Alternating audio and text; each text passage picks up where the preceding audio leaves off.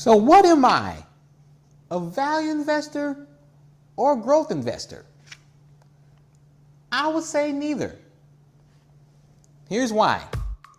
When you take V versus G, the value versus growth debate, the old time debate, and you consider all the things that are considered that come into play with it, it really comes down to three things. Really think about it. It comes down to three things: expectations, return source, and quality.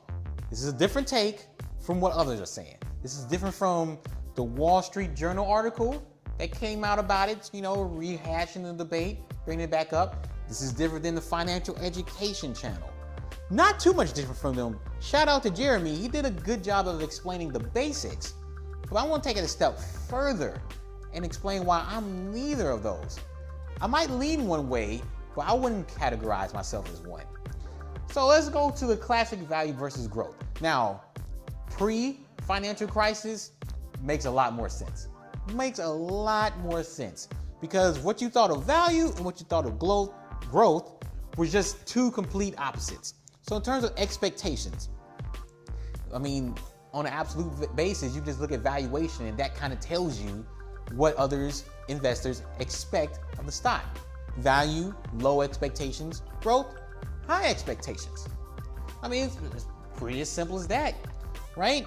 And then it's also connected to the return source of these stocks. So think about it.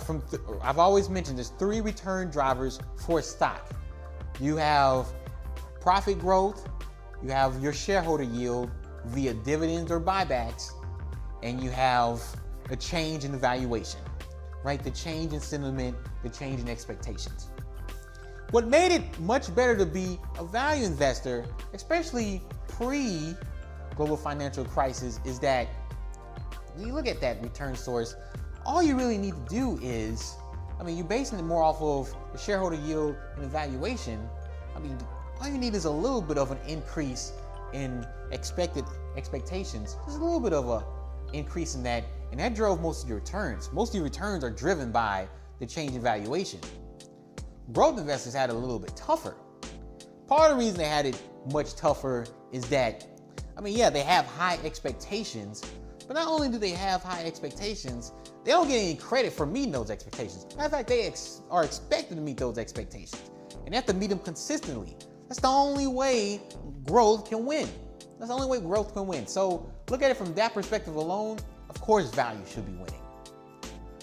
There is a third element, though, that I think has changed the game going forward, and especially since the global financial crisis. And that's the quality of companies. It used to be simple. When you find most of the high quality companies, they were the larger names, or even some that was in smaller mid caps, they were value names.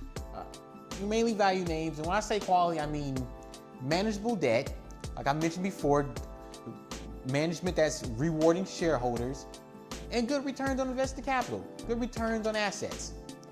Growth didn't used to be like that. Just look at the dot-com bubble, right? All you gotta do is put .com on your name and your stock will shoot up. You have nothing close to profits. Some of these companies didn't even really have revenues. They had clicks. Come on now, what's a click, right? They had clicks. They barely had revenue, had no profits, no plans for being profitable. It felt like get rich quick schemes everywhere. So this is where things have changed. Because if you go into the 21st century, you go past the global financial crisis, and you look at companies now, there's a reason why growth has been beating value since then. And it's mainly because these growth companies that didn't used to be of high quality, they now are. They have more quality aspects to them. Just look at Facebook, for example, which some might consider a growth stock. There's a lot of quality within that name. Relatively low debt and very high profitability, very high return on invested capital. The business I'm in love with, NVIDIA. Talk about a star business. Not only do they have the growth, they got amazing profitability, amazing return on invested capital, and an amazing product. That is the difference. That is the difference today between back then, probably pre-financial crisis, and post. This is why value's been struggling. This is why your boy Buffett hasn't done as well. If you look at this year, 2018, you would expect, especially since February, value to be beating growth because things are a little bit more rocky. Things are more uncertain. Growth is still doing better. Why? Because valuation doesn't necessarily protect you all the time. Valuation doesn't always protect you from expectations. Just because a company has low expectations, they might have them for a reason. They should probably be lower. And old school value is different than new school value. Old school value is like Tesla. Company's still not profitable, don't know when they're gonna be profitable. Lots of growth, lots of excitement. We really don't know about the company. New growth is different, and it's more around this quality aspect. So this is what I really am. I consider myself a quality investor first and foremost.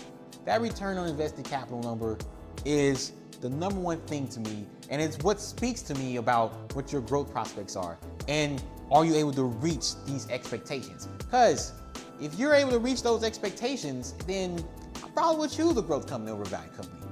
Most of my stock picks on this channel would lean towards growth, and it leans towards it for a reason. Because under quality of a company, you have to do your best to keep the quality up. Not just quality in the past, but quality going forward.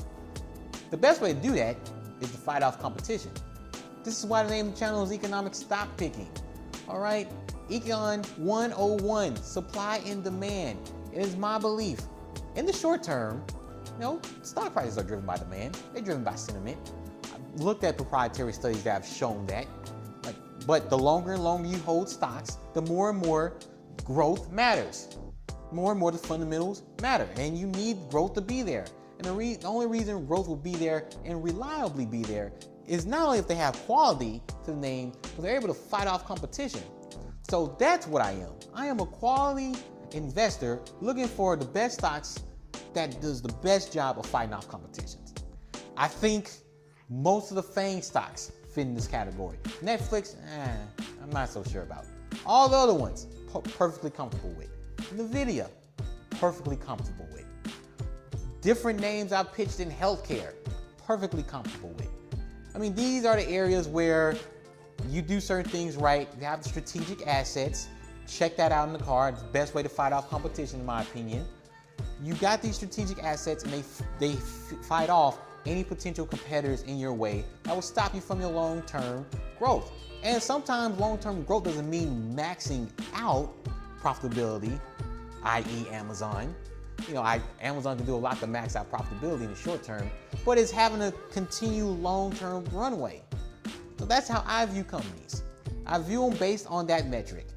What's the quality of the company? How that quality matches up with their competitive advantages? Do I think it's strong? Can they fight off competition? Most importantly, long-term, do my expectations for the company, are they different than the stock market? Are they different than investors? So there goes my mismatch. There goes how I'm fixing the inefficiency. That's what I'm investing in.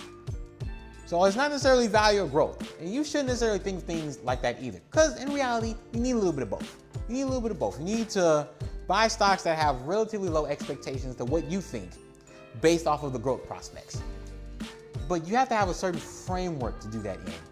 And you just can't do it picking growth stocks just because they're going to grow fast, or value stocks because they have a relatively low valuation. Like I just mentioned before, I like NVIDIA. What is it, 50, 60 plus times earnings? Love the company, would buy more. I think they're fairly valued in growth prospects going forward, worth a lot more going forward. Stock that with a relatively low valuation, I just looked at International Paper, so check that out on the card. I just talked about them. Less than 10 times earnings should be trading lower. So keep that all in mind. It is a balance between the two, but for me, and what I'd suggest for you, is take a broader perspective. Don't just look at value and growth. Look at the business itself and what kind of business you would like. You will want a high quality company that to the best of your ability can fight off competition. My name is Michael EJ. Check out the channel, look at past videos, you might find some interesting stuff, and I'll see you soon. Peace.